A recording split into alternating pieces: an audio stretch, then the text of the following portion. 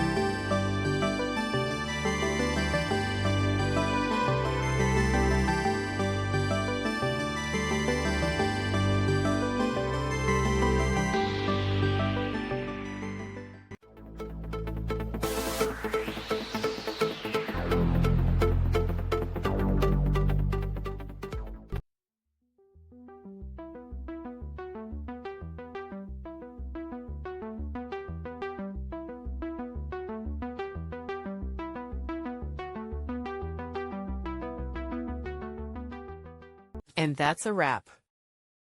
I hope you found the answer you were looking for. If you did, take a second to hit that subscribe button. It really helps out. And let me know in the comments which solution worked best for you. See you next time in the debug zone.